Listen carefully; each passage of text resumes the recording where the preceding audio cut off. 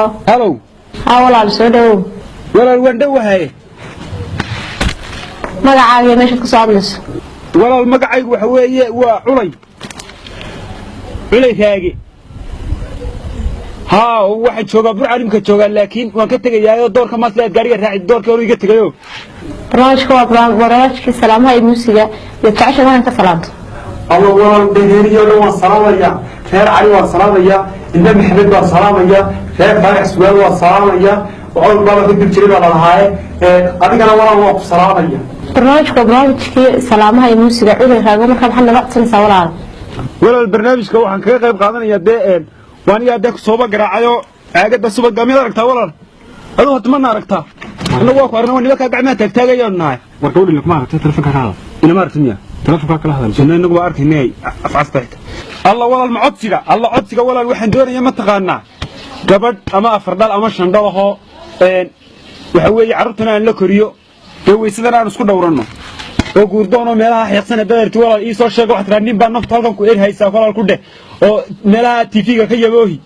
hada TV-yada ka yaboohin karayo walaalo adka uu ka baxsay mowduuca barnaamijka fadlan soo noqo barnaamijkeena heestaba jeclaan inaan ku soo deeno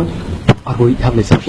waxaan ku yiri Allah walaal waa runtaayo mimirigaaba iga madnaayo heesta waan doonaya waxa samaysaa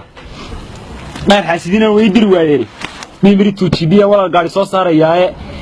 ada hargeysa joogo fanaaniintii arkay waxaad ku tiraahdaa heesa ugu gura culay baa soo dhigtay mimirigaas walaal ugu duuba ku dheh idinka fanaaniinta si yaqaanay soo hargeysa ma joogtid igu soo gura oo walaal hadhowna gaariga dib igu soo saara gaariga gabadhida soo baxaysa walaal fanaaniinta sheegto ku maqlayaan saafilayo midda labaad walaal waxaan ku weydiiyay walaal noo gabadh casbaaba tahay oo walaal TV-ga markaa imika TV-ga ku dhex jirtaa nin naqas walaal ku hayno ayna meesha ku leedahay adaaba walaal si waxa soo deetanaadaaba adiga meel ugu qabaa walaal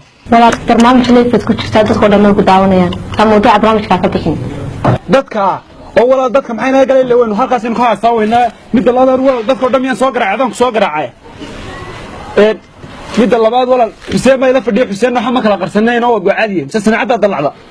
adigu sanaacada inagu dalci walaal oo walaal waxa weeye waan ka xumahay daawadahaas wuxuu ka baxay mowduuca barnaamijka daawadayaasha waxaan ka codsanayaa inay ka bixin mowduuca barnaamijka ana ba soo galiyay inaan soo galaan doonaya way jirtay